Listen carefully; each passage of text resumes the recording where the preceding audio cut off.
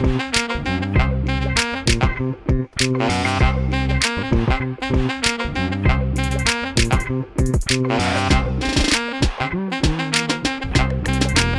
tu kweli, mimi nimeshangaa umse amenyoa na anajua vizuri sana tunafaa tuende maandamano. Atakakaa lawyer wa Raila. Upate tu ma security pitia. Uliacha kama ulinyoa nywele mzee. Bro, watu wamesema ni demonstration, mimi nikasema acha nijiondoe. Umesema wewe unaenda kwa demonstration. Wewe utaenda maandamano. Asienda maandamano. Ndio tunadanganywa bro. Hii tunadanganywa. Unaenda maandamano alafu wewe si mtoto politician. Acha nianze kwanza nione nani. Unasema hivyo mambo ya baba. Ati haiwezi. Uoni baba.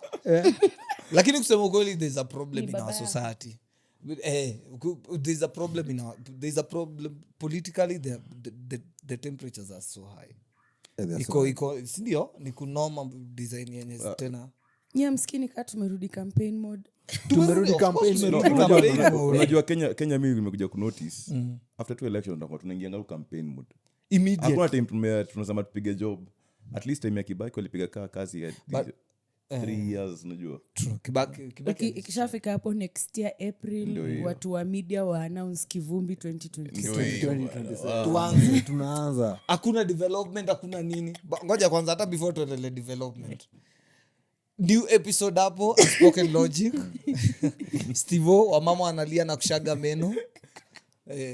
Tuko na guest wetu hapa na tuko na guest mwingine pia pale. Tuko na guest kwa sababu umetoa zile palm tree ziko kwa kichwa bro. Introduce jua watu wakujua hata wewe ni nani. Alafu tu kuchachisha umevalisha mani watu 7 up man. Mazee, yani sipumui. Pole. But umejiredeem. Wiki na siku 7. Zipa hapa hivi. Abedi. Karibu leo kwa guest wetu. Piga stop hata siwezi ongea. Amesema hivyo amenikumbusha Chirau alimwakwere. Zipa. Alikuwa soft spoken lakini alikuwa amejitambua. Vibaya sana. Alipotea tu hivyo. Mzito. Lakini venye tu alikuwa anajua kitu ya kusema, alikuwa tu muo. Anaweza move crowd tu na maneno. Zipa. Karibu sana. Mimi naitwa Ayela. Lakini si ule mwenye wakadinali wanaongeanga msijui ni nani by the way. Cause kila mtu yeye uniuliza kama ni peng ni Ayela wa wakadinali. Na by then nimesikia hiyo wimbo juzi for the first time. So every other person mwenye aliniuliza peng ni Ayela before 2023 manze jua tu nilikuwa na float. Nataka ujue nilikuwa na float. Hata mimi nilikuwa float. Venye umesema hivyo niko like najua ngoma zote za wakadinali. Hiyo sikumbuki. Ndo ukasema nikakumbuka. Pepeng ya Ayela sijui alinyarwa na nini ama nyara hizo. Natambua ngoma. Hapo ndo nimefloat. Karibu sana. Hapo nimefloat. Karibu sana. Thanks manze. Shukran pia mimi for the first time nimekuwa hapa. Naitwa Powell. Nimekuja kuenjoy show. Buda sasa inajua utatesa mama atalie sauti. Ngoja. Niko na homa manzeni. Kwa umesikia venye ameintroduce naitwa Powell. Niko na homa. Unajua niko na bestamu mwingine. Niko bestamu mwingine anatakaga hapa na jina ya mkoloni ati Powell. Hajasema jina ya pili. Ngoja usikie jina ya pili Powell nani. Hebu sema ngoja bado tulia Powell nani. Sasa tumesema story ya 7 up sala. Siwezi penda jina yangu karibu sana Powell. Kwani uko na jina moja wewe ni mkate. Ndio hiyo. Wewe kwanza inafaa nikupeleka pale Bungoma County usikie venye Wabukusu watakuita. Ringa tu apati naitwa Powell. Lakini kuna best yangu. Sawa basi ikizidi sana mnaweza niita Kolo. Naogopa hiyo jina kwa sababu hiyo jina nakanga jina ya fisi. Ndio kama na watu wengi utadhani watasema ni Collins kumbe ni Cornelius. So imagine Powell Cornelius. Lakini sasa unajua the only way unaweza pata job kwa gavana kujita. Kiplaga akiongeza jina langu Bale umechika wamesema sasa mwanzo kaulu kwa na best mkale mweke karibu bro. Mweke tu karibu. Lakini unaweza jipata serikali. Ndio serikali. But hakuna unajua sijaiona mkale.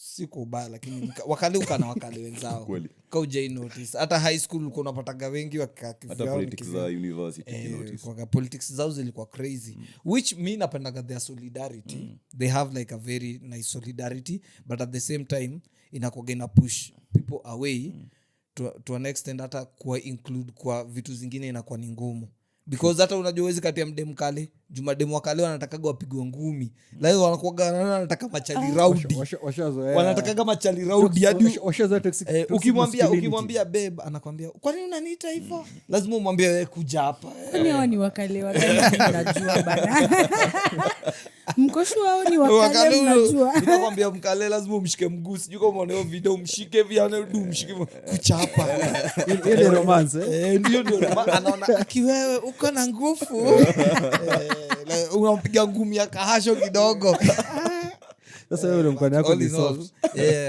but political temperatures zimepanda to an extent manze tumeanza kukua kumeanza tu hakuna development ni kelele tu inakuwa tu ni very embarrassing si ndio kwanza nimesikia gas inafika hadi 300 nikajiambia wallahi mimi nangoja gas ya 300 wallahi hebu mimi niko na swali ni gas like the LPG gas ama ni gas cylinder exactly I needed that clarification kwa sababu unajua tunaweza kwa tunaongelelea the cylinder not the gas itself exactly kwa sababu mimi sidhani kuna mse yako in business ku make losses kuna that's true hata ukiangalia global prices za LPG gas manze so tano hizo ni jokes ni uongo but then I'm not surprised unajua hii serikali manze ilijiingiza hapa kutumia hekaya za Abu so wacha tuendelee mayai waziri wa maradhi mayai waziri wa maradhi ndio hiyo na hadithi nyinginezo so lakini hapo kwa nyinginezo unacheki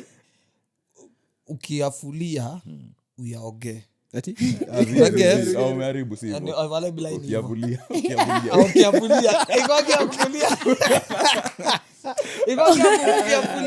yaliyopita si lakini wacha nikwambie bro sisi tulichagua hii nini tulichagua hii administration right not everybody alivotia hii administration so kusema tu ni wewe na nani but kitu yenye na try kusema our political leaders are the reflection of who we are as a society. True. Tumeshindia tukivote wase wenye wana to mess up every single time. It's like Wakenya hatupendi vitu poa. It's like yani tunapenda tu kupigwa yani sisi tu wasi tunapenda ushaonanga wale madema mama machali wanapenda wasi toxic. Ule unaonyanyaso unapigwa lakini uko like hapana tumsamee tu next time atakuwa mpoa. Unekwa mangumi ni sawa tu atakuwa mpoa at the end of the day anakumada. There's a word for it inaitwa Stockholm syndrome. Umenyanyaswa na mnyanyasaji wako hadi ushampenda umefall in love uko tu hapo like babe violate me some more. Kill me. Lakini ngoja wewe unashuku ni msabidi sema. Guy we hapana mimi by the way I do not subscribe to those things. Mimi nasikianga huku nje mnasema choke me zazi. The only thing I would want to choke me kama Mluya inaweza kuwa ni chakula na specifically kuku. Nisinyongwe na maharagwe please.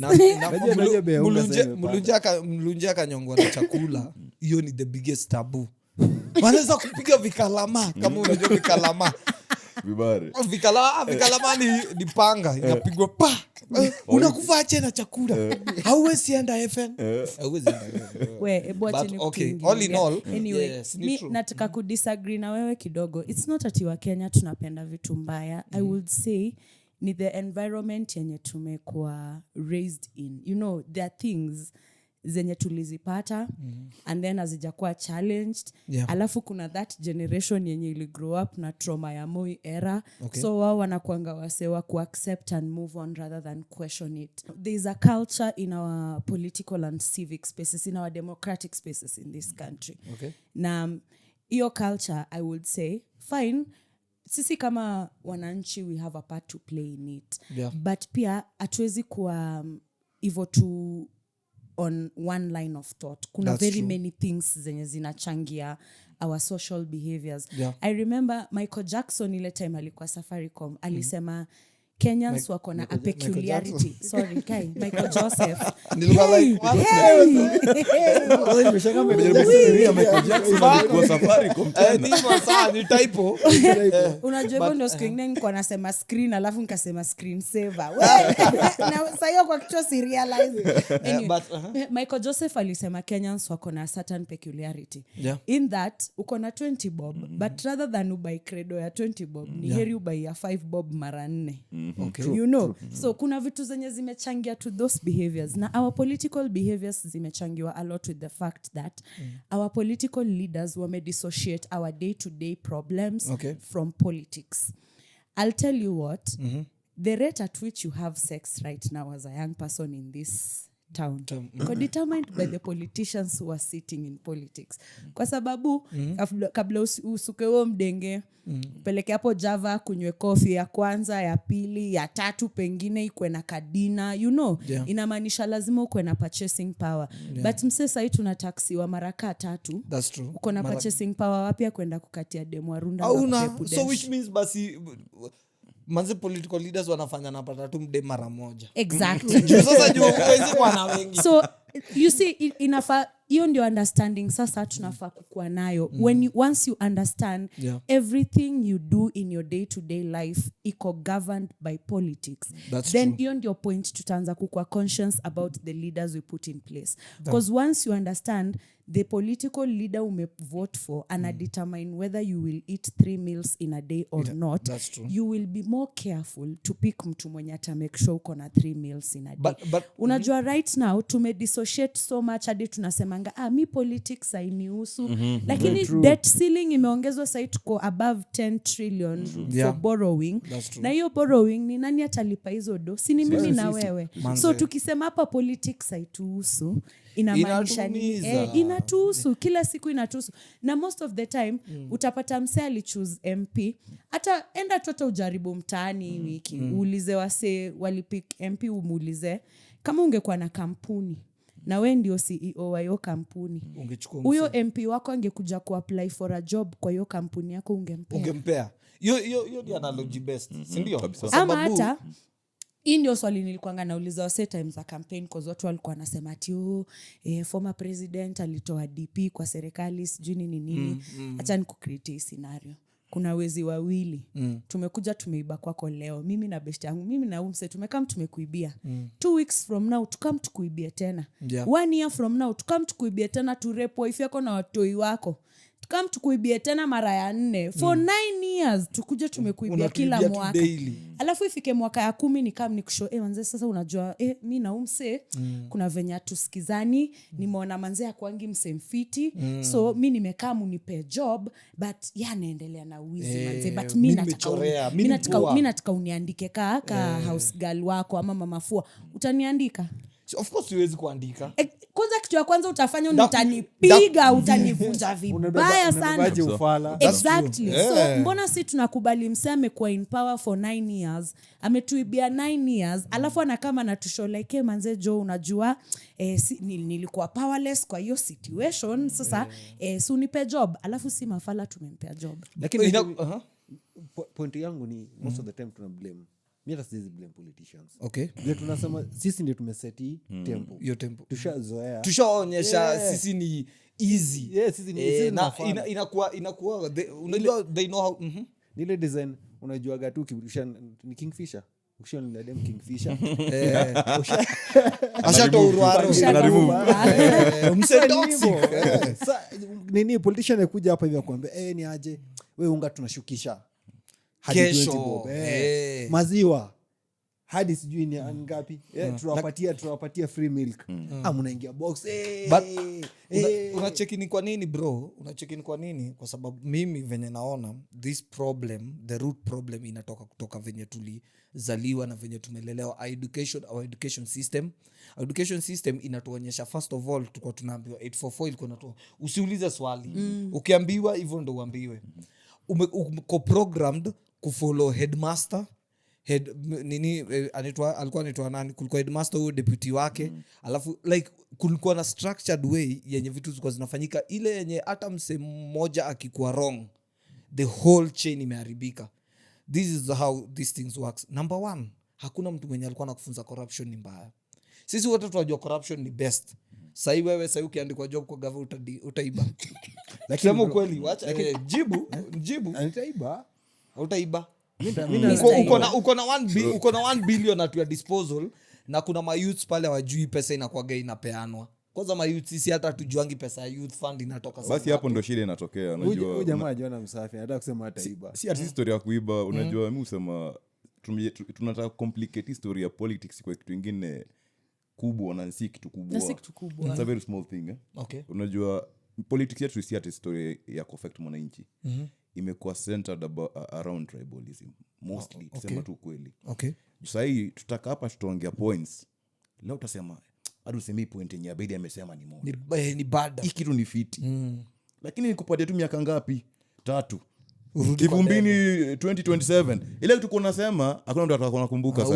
Uambiwe wajaka watairingi. Ndio hiyo. Uambiwe waluya sijui wafanyage nini. Juzi nimekuwa kwa panel na msee and this is an advocate of the High Court of Kenya. Na ni msee smart.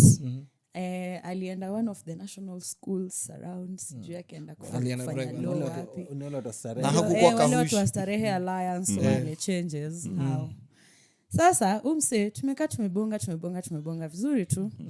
And then hii topic ya public office come through. You know, tuliambiwa hii serikali ni ya mama mboga na wase wa ndudhi. Tulemwonea watu wa chini. But zile list zinatoka pale juu mse miss jaona watu wa chini. So umse kwa sababu wako kwa task force na hiyo task force ni ya serikali, ana feel ni kama kwa payroll ya serikali. Okay. Do you know tulikuwa na a very sober discussion until where ilifika kuhold wase wako in government accountable when it comes to austerity measures. Okay. I literally saw his sense flying out of his head. He was talking rubbish. And I saw the psychophancy kicking. Unaona ile moment wanasemanga he gave up the ghost. Oh my God. He gave up his brains. I literally saw his brains zikitoka and I was just like, my brother, receive sense.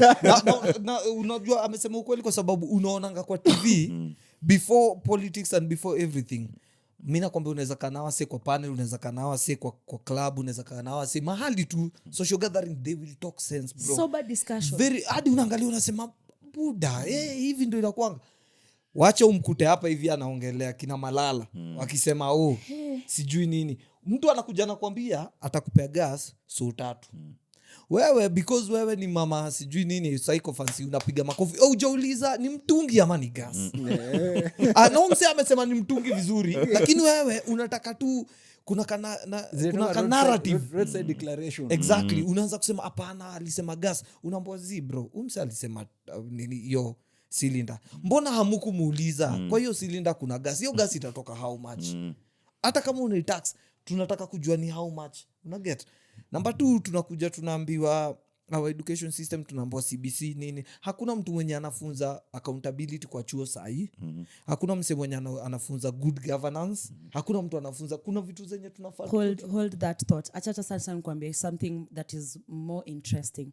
And ndio inakwambia the way we behave politically ni systemic. It's not accidental by the it's very systemic. It has been designed. Yeah, it is by design. Alafu tena the other thing yenye ina contribute to that systemic design ni religious psychophancy. I will get to that one. Anyway. Who are you? Amefika sasa. Amefika point by point.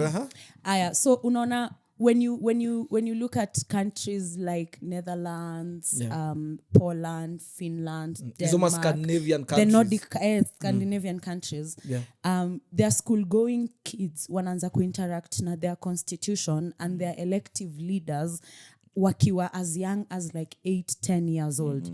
So by the time this child is 16 years, umenormalize kuongea na MP wako, unajua ukiwa na issue vile utamu approach, unajua the process ya kutake in order for that issue to be legislated na ikuwe solved. Cause ni something umegrow up ukilearn. Preach. Kuja hapa Kenya.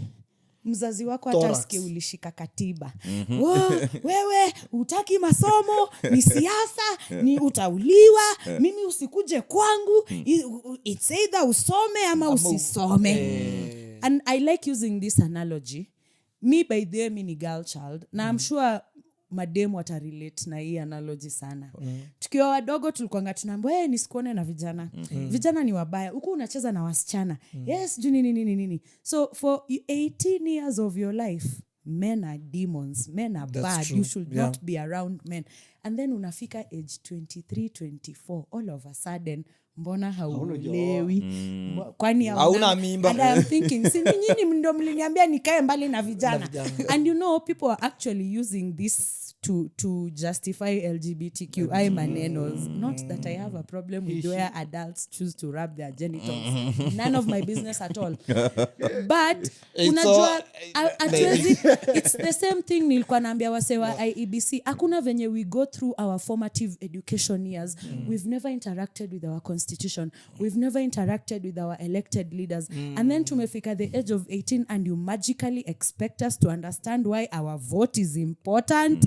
Dude, I could drop from heaven. Like it has to be very systemic. Now what the previous administration did, Uhuru Muigai Kenyatta's administration, we had a national civic education program. It was not effective and efficient, but at least it was existing. Yeah. That administration scrapped off that program. So we currently Which administration? do not have Uhuru's? it was scrapped off in 2019.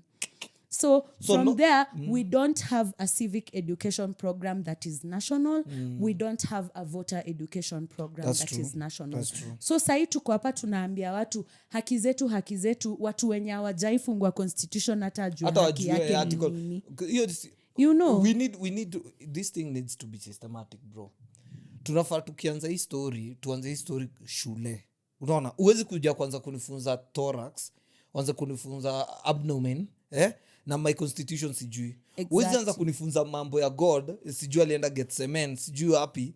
Yet, which it's okay, it's fine kusoma religion, but at the same time I need kukuwa na maadili. Mi naweza disagree karibu na kila kitu tu hapo. Okay. Kwa sababu hata kwa constitution nakumbuka hata tukifanya GHCRE back in the day. Ewe ni mzee buda. Mimi mzee. Kwa social studies. Hata mimi ni JC. Ile tulikuwa kulikuwa na written constitution na unwritten constitution, unajua. So huwezi niambia a piece of paper nikilearn kabisa ndio itafanya maisha yangu ikuwe fiti. To assume ni the unwritten constitution. To assume ni kitu haiko. To assume si kitu lazima tupeleke watu wetu kwa chuo. But wewe unajua 10 commandments? Of course. Kwa nini unajua 10 commandments? Ulilana unajua hiyo nilijua kwa sababu nilikuwa shule. Exactly. Kwa nini tusitoe 10 commandments tuweke constitution? Tuweke 10 basic human rights. Tuweke 10 basic human rights. Point yangu ni hizo 10 commandments unazifuatanga zote. Okay, here's the thing. When in Haya, najua unajua lakini to know is one thing. To know it's one thing and doing it is another thing. But what do they say about knowledge? Knowledge is what? Is power. Knowledge is power. Yeah, so thank you. Now here's where I'm coming from. First of all, kama ulisoma GHC, hiyo katiba yenye ilikuanga enzi za GHC, sio katiba yenye iko sahi kwa enzi za social studies. We have a katiba that was promulgated in 2010. It's turning 13 this year. 13 years old. So hii katiba, the good thing about this constitution is that it's a very people-centered constitution. Okay. So everything that iko in this constitution iko centered around people power. So the problem is we have a good constitution and we lack constitutionalism. In order for us to have constitutionalism, we need to read and understand hii katiba ni nini. As Waislamu wanasemanga ni nini ndio their guiding book, like what makes Muslim Islam, the Quran. Yeah. For Christians it's the Bible. For Buddhists it's whatever it is, you know. So the constitution is what makes constitutionalism. Okay. Now when you have not read the constitution and you do not understand the constitution, then uko disadvantaged, because in order for you to defend your rights you have to know your rights and you have to know the duties that come with those rights. Without reading the constitution, But what if you our will law not know them. itself cannot even So, you know? alafu you see the other thing, this is a people-centered constitution. It is supposed to be people-driven. It is not supposed to be leader-driven. The only reason our leaders will fight this constitution is because it does not favor them. Ina favor them wananchi. So when we get to understand the constitution and what it says, then we can defend our rights. We can defend this piece of paper and we can hold our leaders accountable better. That means MP wako akikamkuku bullshit, call out mpash. very fast. But Very nataka fast. kudisagree Because na this is wewe. the supreme law of the land. Hata mkienda koti na unatumia constitution na niye ndio ako on the wrong side, haitawai change. Ako on the wrong side. But we perish because we know not. But no, listen, unajua I agree with you. Kila kitu umesema manze ni golden, right? Na hiyo point ya kila mse kujua constitution, so for them to know their rights is very important. But my problem is the law itself, the people who are custodian of the law, maybe the police, maybe the judiciary, they don't even respect this book. They don't respect law. Police ashaikushikwa na police. I would say, now, apopia, that's a very good question. I would say, out of kila kitu mention, the one institution in this country yenye inatake the katiba seriously, the judiciary. The judiciary does take the constitution very seriously. I think it's the only institution yenye ina go according to what the constitution says. It's being actually manned as per the constitution. Now, tuongelele makarao. Makarao wa Kenya kwanza ukimwambia wewe unajua haki zako anasikia nika kwanza umemtukana, umemchallenge. You know, and ndio shida musema, sijui tuko na police reforms, sijui wamepetiwa uniform mpya, sijui tumerudi kwa uniform mzee, mara imeachwa kuitwa police post saini, imeachwa kuitwa police force saini, inaitwa police service. Now, hizo vitu zote mimi nasema ni cosmetic surgery. You know, we are treating the symptom, we are not treating the disease. Kwa sababu we inherited this police force from the colonizers. Yeah. When the colonizers created the police force, ilikuwa to protect themselves from us. That's as true. the citizens. So the fact that your training hatujawai badilisha, hakuna kitu polisi hata cause bado anafundishwa adui ni raia. So mtu amefundishwa adui ni raia, atakujaje kukua beshte yako unamwambia I know my rights. And this is what I usually say, no matter how many reforms tunafanya hapo kwa police sector, it's not going to help. We need to disband the whole thing and come up with a police training curriculum yenye iko constitutional centered. Because it's easy for me nikwambia manze we ni boy, manze usifuge dreadi, usipatikane nje saa 6. Nikupatie hizo measures zote za kujiprotect we kama citizen. But wouldn't it be easier for me to just go train the cops according to the constitution so that you as a citizen don't feel the need to defend yourself from someone who has taken an oath of office to defend you? That's true. Ulikuwa sema kuna place niliona, just backing up a point that kuna one politician alikuwa anasema something about facilities. Unapata polisi ameenda kama historia banditry. Yeah. Ni terrain imepelekwa kufunzwa how to protect, it's not the same terrain, unaona. So umepelekwa place kuna baridi, mna trainia huko, si ndio? And then unatoka hapo unakuja kunaambiwa ni aje, enda wapi? Marakwet. Enda pigana nani? Ama bandits. Hujui terrain venye huko, umezea baridi huko, unapata ni joto, huwezi kimbia, unahema. Who's to blame kwa hiyo story yote? Ni vile amesema colonial system. Some of this nini police bureaucracy yenye iko kwa hizo ministries. Bureaucracy kwenye kwa ministries. Kuna kitu kingine pia, huyu politician anakuwa anasema some interesting things. Mbona unapata kuna nini inakuwa Gilgil? Leo nini ya jeshi ya mabunduki huko. Hiyo kambi. Mbona kambi inapatika inaweko huko? Mbona hiyo kambi siweke plus ni Baragoi. Unaona?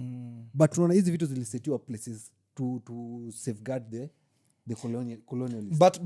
But kama my problem is, but kama hata hatuwezi sikiza, unajua the government right now we really needs somebody to push, to give them pressure kama opposition leader, right? I'm opposition, the opposition team, but they themselves, I feel like they have been already nakwambiaje, they have been infected. There's a virus that went, you know, and kind of distorted the opposition, where kutoka huko stories za unye hadi sai, those people, they are really not fighting for these things that we're talking about, right? Yeah. They have so many theatrics, like kwenda kupiga sufuria, sijui kufanya nini. We don't really need that kind of need ati kuboycott mayai, like for real. Hizo ni ufala gani? Hizo, mi rao ni baba aeriba nyaka pinyo ru, lakini kusema tu kweli, I feel like he's really letting me down by the things that he's asking. No, ile mi bado nitakuja tu kwa ile point yangu moja. Si hata kama youth saizi, we are complicating things. Tuna taking a lot of information, but that we process. The same way na vile tunasema constitution, na hiyo ni kama guidelines, ndio. Na pia to a Christian, Bible ni kama guideline. Yeah. Leo kienda upreachiwe John 3:16 leo, na pastor wako leo, when they to another church na preach about the same verse, inspiration itakuwa tofauti. Okay. Naona message itakuwa tofauti. Naona. So hii kitu tunasema constitution kusoma. Hii ni guideline tu. Okay. Na at the end of the day, kuna mtu atakuja kupeana different information depending na vile amesoma. Hii kitu tunafaa tu kuisimplify. Hapa tuko na authority, and then we have the, but our problem ni the authority yenye inafai respect you kitu. Hebu kwanza tuanze tu, let's go back to the basics. Wewe ushaifungua hii constitution? Nimefungua. Article 1 of the constitution inasema. Article Article 1 of the constitution inasema all sovereign power belongs to the people of Kenya and shall be exercised only in accordance with this constitution. Alafu constitution si guideline manze. This is the supreme law of the country. But they don't. Biblia ni guideline. Quran ni guideline. This is the law of the land. Kwani law ni nini? What is the law? It's not a guideline. Hapa haijakupatia option ya either or. It Ni is what ufanye. it is. It is what Na, it is, the problem is we have leaders who do not obey the rule of law. That is where the problem is. Now hapa ndio mali point yake inakuwa valid. The people who put these leaders who don't obey the rule of law are us. So it's a reflection of us. Because honestly ukituangalia pia sisi tuko na tu culture ya tabia mbaya. That's why kwa traffic jam tuta overlap rather than just being patient. So if we can Sindo kama na traffic laws. Na hiyo traffic law still point yangu ni nikisema guidelines simaanishi ati so hii guidelines si bado at the end of the day si tumeweka wale anasema tusitumie term guidelines. Onitumie guidelines. Nimeona kitu Powell anajaribu kufanya. Powell anataka kutubox hapa in a situation where unajua wale watu wanasemanga nini, rules were meant to be broken. Hata siendi hapo. Let me agree with you my brother. Just because it is a law does not mean it will be followed. True. Now we are together. Let's move on. But all umesema ukweli, all venye tu maybe venye unainini venye kitu naniuma as a Kenyan mimi hata inawe nataka kuvent hata tufai kublame sijui watu wako pale unajua. Okay. Because tumekuwa make the same mistakes after every 5 years. Okay. Na issue mimi nimekwambia mali issue yangu inakujia sana ni we are not voting based on development. Hakuna iko development oriented. Inakuanga mtu wetu unajua mtu wetu syndrome. Na ndo nakwambia constitutional side lower side unajua kuna vitu unafaa kunifanyia hii law hata kama ingekuwa kuna vitu nimekuweka pale because resources ziko si ndio. Yani basically kuna msee ako pale juu. Ningetaka kuintroduce story ya the head of the family lakini hapa nitapigwa vita kwa sababu unajua lakini the head of the family ni mlevi. kuna authority pale. Speaking on behalf of all traditional women. But mimi I'll still go back to huku chini. if hatuwezi funzwa maadili kutoka down, hatuwezi funzwa constitution kutoka huku chini, yeko kwa mashule like we serious like China China uko first of all before uanze kulearn sijui nini, you must learn how to protect nature, you must learn how to defend your country, you must learn, you know, corruption is like zero tolerance. Here tunafunzwa kuona mtu kama chani siseme jina but unapata politician alidrop class 4 lakini mtu ni billionaire. Kwani unaogopa nini? Oscar Sudi, If you're speaking to Oscar Sudi, speak to Oscar Sudi direct. Ongea tu na Oscar Sudi.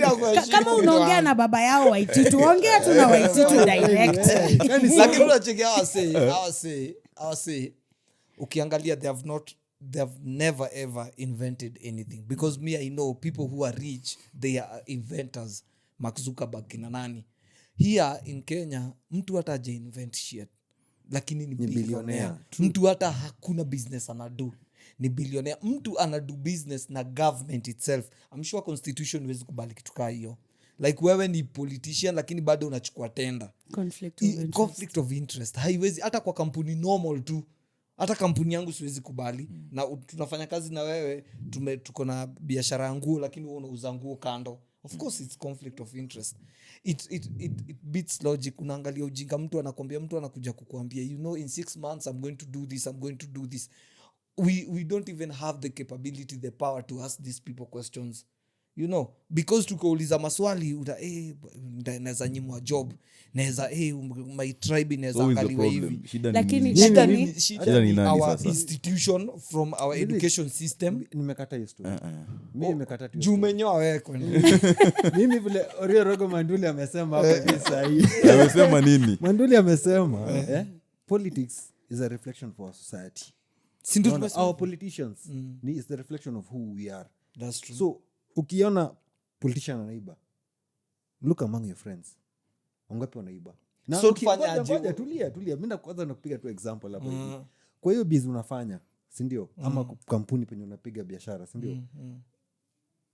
Ukiangalia vizuri kuna madeals huendelea. Of course. This is a company you employed, but bado kuna deals zako unapiga chini ya maji. Unaona? Haya, ikifika time ni deal tunapiga bado unapatia nani? Mtu wako. Utaenda kupatia ati random, utaenda kupatia msako qualified. Utakaa hivi useme ni aje Abedi, unaweza piga biashara fulani. To check it, tunakurushia and then utanipiga kati yangu. Unaona? This is where everything goes. It's a reflection of who we are.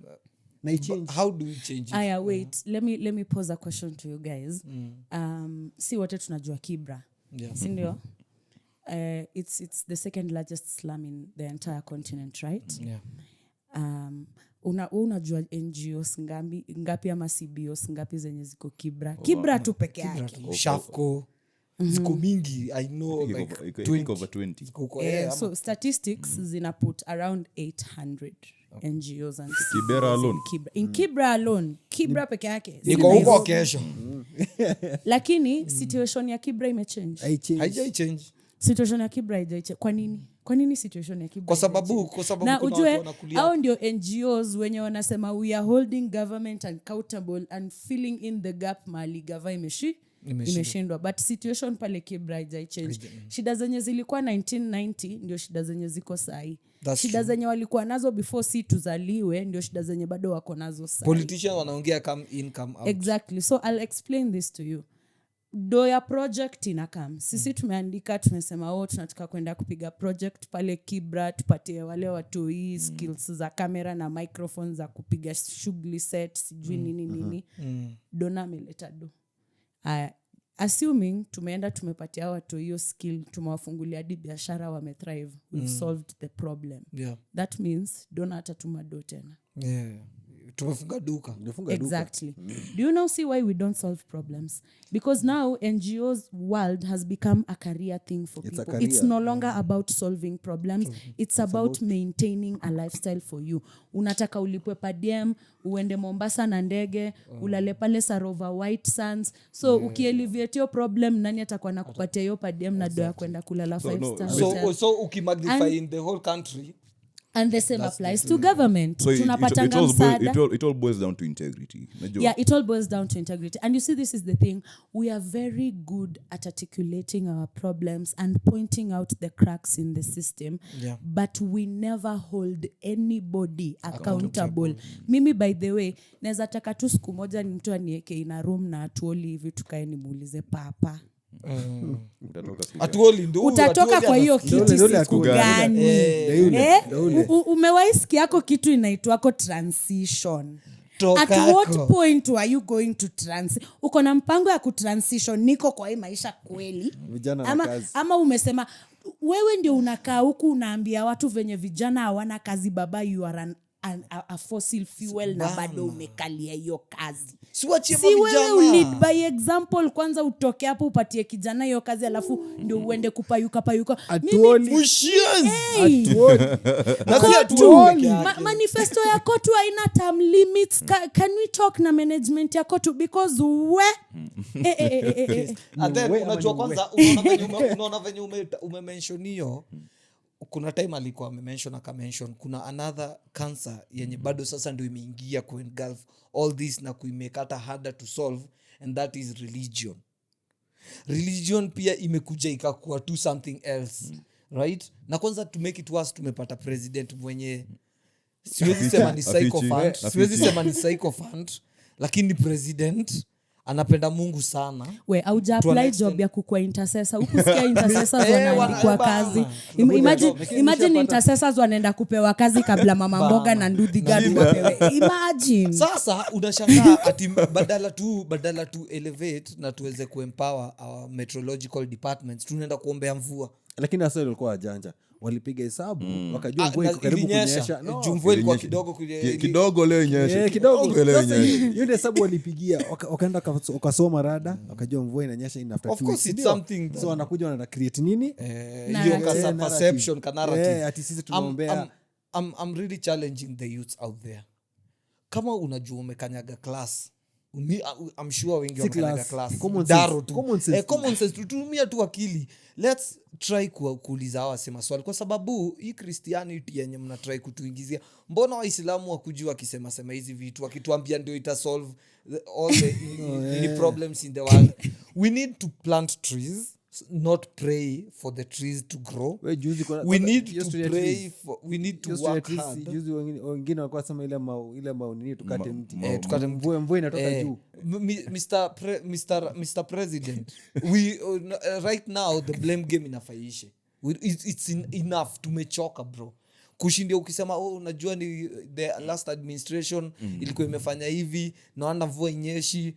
The last administration ilikuwa imefanya hivi, naanda hatuna do, sijui tuna nini. Kuna do, let's, kama mtu aliba pesa wacha ashikwe. Ikuwe Raila, ikuwe nani, wacha mse ashikwe. Ni kweli? Yeah. Si hizo theatrics tunaona DCI mnatufungia barabara hata tuwezi enda home. Ati wanaleta makarao wameshika hivi magan nini? Na ni mtu hata hawezi kimbia. Matiang'i unajua hata hawezi kimbia. Au makarao wanajua kufunga barabara, lakini kudeal na bandits huko Pokot is where they draw the line. So that's where they draw the line. Wanajua kukuja kubrutalize students wakiprotest, lakini kwenda kubrutalize uwezi huko is where they've drawn the line. One thing I keep on saying, let me just deviate kidogo. Kuchange narrative ya binadamu, especially Kenyans, inafaa kuwa kwenye rahisi. Sisi wenyewe kama hatuwezi jisimamia wenyewe. In that tusema tutataka tuende kama ni demonstration. Si lazima tu demonstrate kurusha mawe. Kuna ile simple as kupack tu magari, kustall economy. Kustall tu economy. Exactly. Kuna very nilikuwa nataka kuingia nilize hii story yote by the easiest way to solve hii maneno yote ni hiyo maandamano. Na maandamano tukifanya Ruto ashuke, nani atakuwa president? Si Ruto ashuke, si atufanye maandamano mtu ashuke. Unajua atufanye maandamano mtu ashuke. Vitu zifanyike. Exactly. Afanye kazi yake vile inafaa. Because kuna independent institutions na kuna Buddha sahi hakuna independent institutions. Nasema kumekuwa nazo kumekuwa na reports. Unaona? Hata mimi hata kitu ni piece off. Kuna Kriegler reports, IJ wakiwaona hizo maripoti zote sizimewekwa kwa Ziko tu pale, Wakiwaonsi, itabidi hao watu wamejifunga wamejishika Wenyewe. wenyewe Ndio unasema hiyo maandamano ifanye job. hawawezi. lakini Unajua? cheki nilikuwa najaribu kusema hiyo change inakuja from something as simple as voting. tuko kwa matatu hata voting. Okay. Tuko kwa matatu, konda anakwambia gari ni chwani, si ndio? Mnaingia mat anasema ni so, alafu nyinyi wote mko na mabubu, Mnanyamaza. mnanyamaza. Unapata mtu mmoja Inaitwa anajaribu, middle mmoja class. anajaribu Ama mtu hivi. mmoja anaongea alafu mnamzima. bana. Yaani watu wawili dere yako huko hivyo anaendesha gari hata hizi fanya chochote. Konda amesimama hivi lakini mko mtu 14. Hamwezi jisimamia. Hata nilikasirika konda aliongelesha dem mwingine jana, tunaenda kupanda gari na huyo mdem, so si huyo mdem, mi nimekaa nyuma, mdem anasema nataka kukaa hapo mbele. De konda akaambia huyo mdem, akaambia dere shuka, huyo mdem tushapata driver. Akaambia jo mtu wangu yeye economy usiongelesha mtu mbaya. Sasa kuna hasira. Utapigwa makofi. But enyewe pia alimpasha, aliambia huyo dem dere shuka. Okay, in real sense umesema kweli, we have kitu inaitwa middle class problem. Kuna kashida kanatokeanga hapa katikati where si shida yangu, As long as haikugusi personally, it's none of your business. Sahi all the people from Rift Valley and Central, they don't see one like kuna tribe tu moja ama certain tribe, wengi ndo wanaingizwa kwa CS kwa nini, si wote but most of them, right? Na hiyo inafaa majority inafaa ikuwe Kwani issue. wewe ni wache barbar? Unajua inafaa ikuwe issue. Inafaa kuwa Inafaa ikuwe issue kwa Inafaa sababu kuwa issue. hakuna venye utaeka huyu utaplace huyu Kipletich, Kipyegon, Kipnani, alafu unarushiwa hapo kamoja, alafu Kipnani moja. Hiyo ni hiyo. How many tribes ziko? Kwani Mpokot, Mrendile, Unajua umesema hivyo Mgiriama. hadi nimekumbuka niliona company structure. Msa alikuwa na make a joke at the way companies say we are a free fair all inclusive organization. Alafu sasa hiyo unaona hapo top 3 positions wote ni wanaume wazungu. Alafu hapo second tier level hapa kwa managers ni wanaume wazungu alafu na mmoja mweusi. Alafu sasa ukikuja hapa third tier unapata ni wanaume weusi 3, wazungu 2 alafu na mwanamke mmoja. Yani uko tu hapo kutika box lakini ndio tuseme inclusivity. That's very true. We need to discuss this. And badala kwenda kuyap pale Twitter, unayap the whole day, unaongea tu mavitu, unasema nini, but ikifika ni kutake action, like kusema hii ni ufala, we are not going to condone this. Wewe MP ulituambia utatengenezea barabara, umedu nini? Hii barabara hujatengeneza, hata hujaigusia.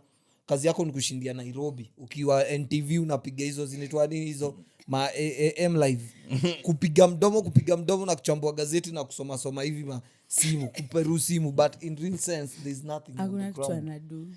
Sindio? And then tena tunafaa tuko so divided to an extent, our son to be a divide and rule every single election. Nyinyi ni kabila fulani, nyinyi kabila fulani, msivotia watu. What nonsense. Wewe ni mtu umeenda chuo, ama ulisoma Wajaka peke yako, ama Walunje peke yako, ama Wakikupe, si ulisoma na kila msee.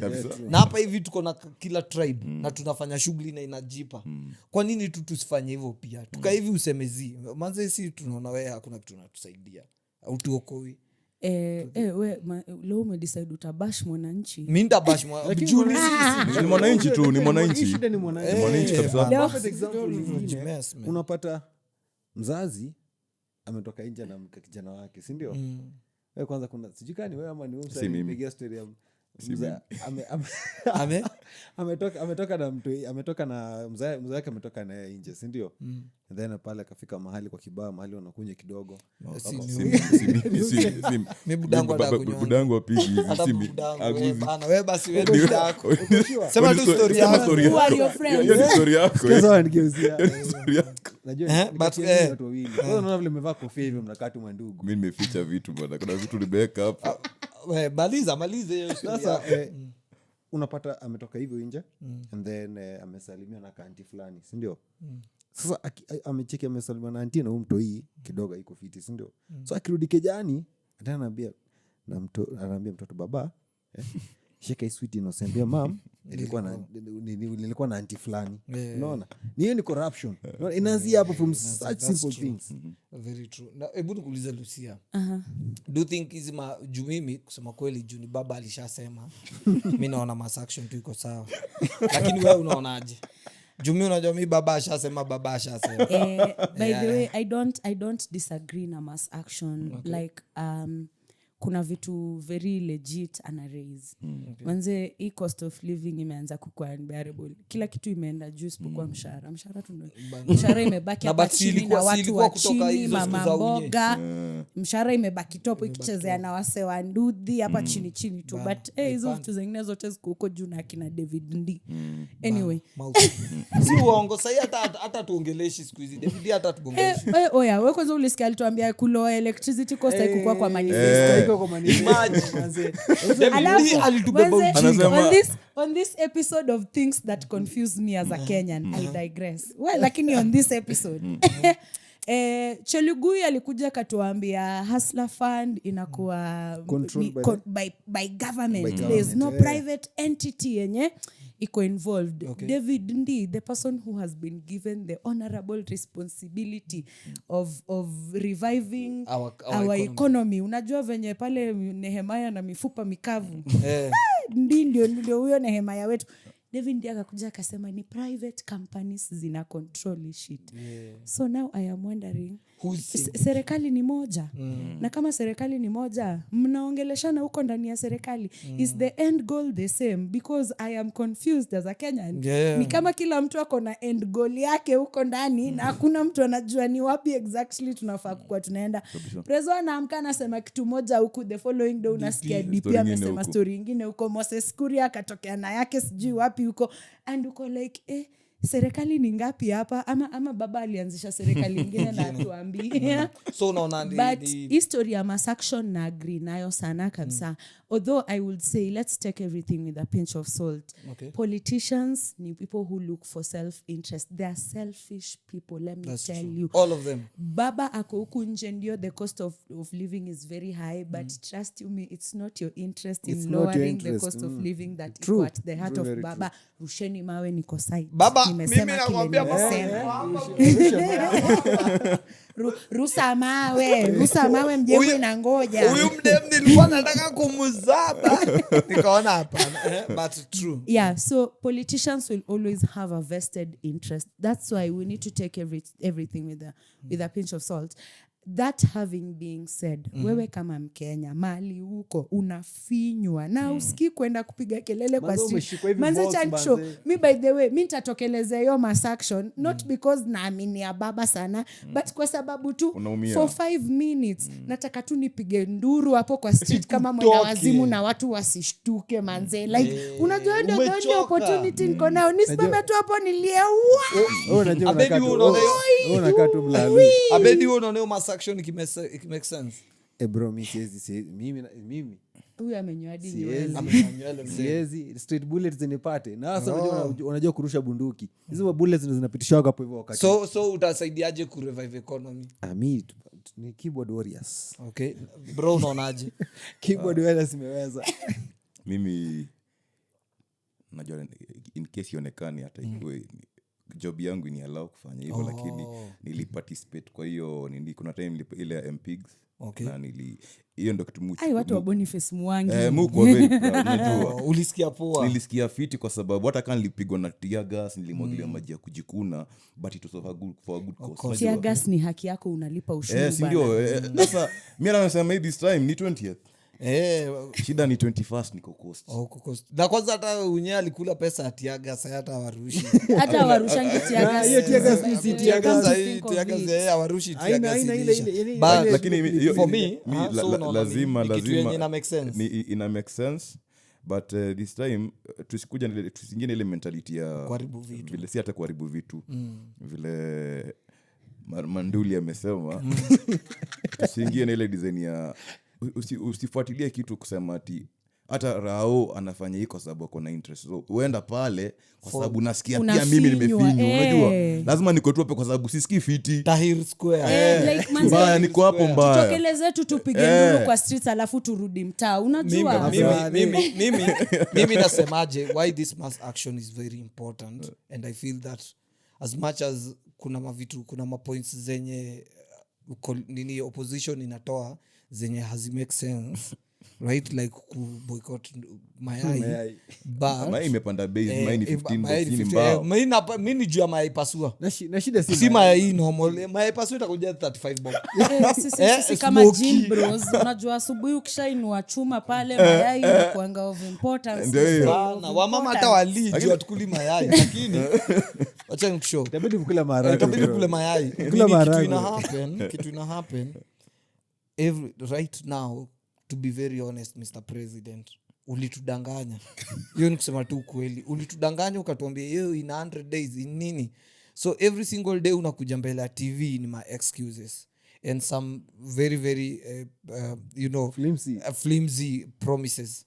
Please, your DP is not really kind of helping the situation. He's fighting the other administration. He's still battling some demons. But we are suffering.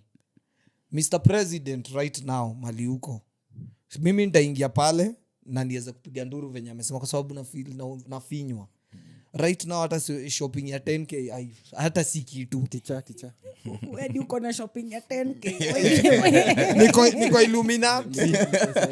Niko Illuminati by the way. Hata saa hii my son, I'm very worried because I have kids right now. I'm very worried for their future. I am scared, to be very honest. Right now I look at my family, nasikia kama hawa sema nzi life isiposhuka hivi karibuni, mimi sijui mtakula nini. And unajua wanaume wengi hapa nje they don't really talk about that, but mimi nitakwambia we are very scared. We are very scared right now. Tunashindwa watakula nini, wataenda shule aje, watavaaje. Our women right now hata hatuwezi perform kwa bed juu unakaa hivi. Unakumbuka jo venye Pressure tu venye diaper ni expensive. Unatoa hiyo shughuli immediately Una boat mission. Exactly. So tukiconclude, unaonaje, like what is the solution to this madness? Kuna kitu ulisema about hata tukienda maandamano tuseme umsa atoke kwa ofisi and then what, na ilinikumbusha about the Arab Spring. There was this time Arab nations zili overhaul kila kitu. It went on for a while. Unfortunately they had not thought of the after. You know the way I watch a lot of crime documentaries, by the way. Not that I will never kill someone. Mimi hadi nikikuona ukichinja kuku nitalia, nitashindwa kuikula. But I watch a lot of crime documentaries, and the people who commit murders they think about the murder itself. They don't think about afterwards. So you don't think about what you'll do with the body, how you will cover up the crime, you know. Yeah. So I feel like a lot of times when tuna agitate for change, we have not thought about the after. We don't have a plan for the after. That's true. Nah, that kills or disorientate. Yeah, because now you don't achieve that change That's that you're aiming to achieve. And I've also said we are very good at articulating our problems. Yeah. We are very articulate in our problems. Kama kuna mtu anajua shida za Wakenya, manzeni Wakenya. Tunajua mbaya. Na tunaweza kuspend a whole month tukikuambia shida zetu zote. But in your personal capacity, where you are with what you have, what are you doing to change the situation? Hatuwezi shinda tu tumekaa hapa kila siku tukilia about the same thing over and over again. In my personal capacity, mimi niko na YouTube channel. Kama uko na simu hapo mahali uko, hebu toa search the Umma Action. We talk about the constitution. Yeah. We will tell you about your rights and your duties and everything you need to know, and how to interact with your leaders and how to hold them accountable so that you can actually get the benefits of democracy. So it does not matter hata kama ni kitu kidogo aje ama inakaa useless aje, just something. Do it. Not all of us are literate. Hatuwezi kaa wote tuanze kusoma katiba. na understand katiba cause mimi nilikuwa na privilege ya kukuwa mentored by Okia Omtata. That is why I talk about the katiba the way I talk about the katiba. If path zangu hazinge cross na za Omtata, I doubt I would know the constitution as well as I know it. But unaona sasa venye mimi nimeelewa, I can come and tell you and you tell the next person and the next person tells the next person. Si lazima si wote tutembee na hii kitu, but if I can teach you something, if you can talk to someone and just from your conversation may have a benefit with one thing, then that's enough. Then inamaanisha tuko on the right trajectory. I believe expressing ourselves and asking questions about our current situation is really good, but itafika some point we will have to take action. Just talking about it and asking questions, it will no longer be enough. But it is a good starting point because now our leaders wako aware tuko rada yao mbaya. Una fumble livi kidogo mse and we are coming for you. We are coming for you.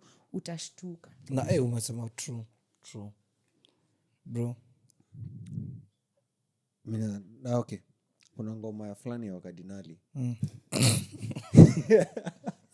Ngoma fulani ya wakadinali. Kuna mseu sema kama ulisoma usinisomee. Unaona? Na kitu hizi patikana kwangu kama itapatikana kwako. Unaona? Na mimi kwa streets unapata uko soko buy uko sana piga soul zao. Hizo ndo ngoma nasikiza. And it reflects on what is in the society. Sahi. Tunaumia. Unaget? Na so mimi ukinipata bro, mimi nikupiga tu ngeta bro. Wewe jua tu sina.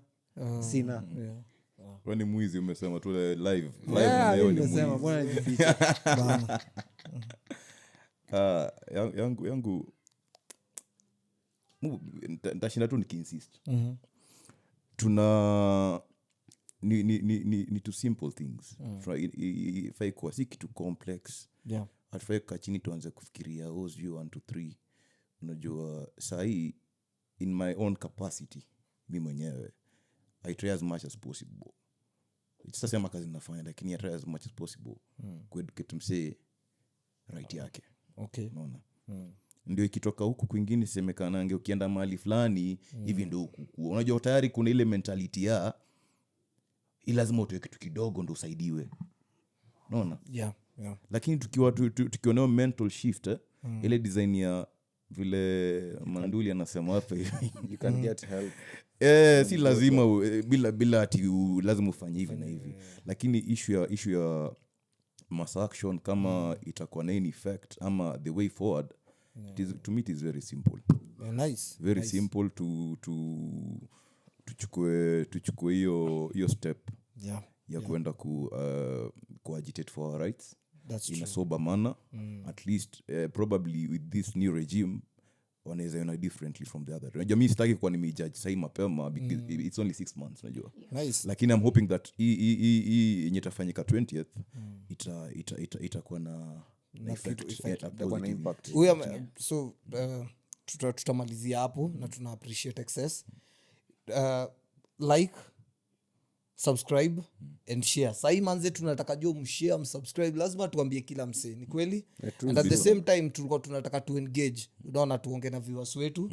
Our viewers pale nje, hata wamama wakilia na kushaga meno, tuma ka video, ka small video ya maybe 30 seconds ya what we think about our discussion, and then utapost kwa our socials. Utapost pale tuko TikTok, Unspoken Logic KE, tuko Twitter. Instagram, tuko Twitter. Tuma hapo hivyo and then tutakuweka hapo hivyo na watu watasikia what you yourself unafikiria. Nje tunaweza kwa tunaongea hivi na kumbe kuna mtu anaban huko ndani anataka tu kusema kitu. Unaona? Tume appreciate, like, subscribe and share. Wamama wanalia na kushaga meno. Peace man. Peace.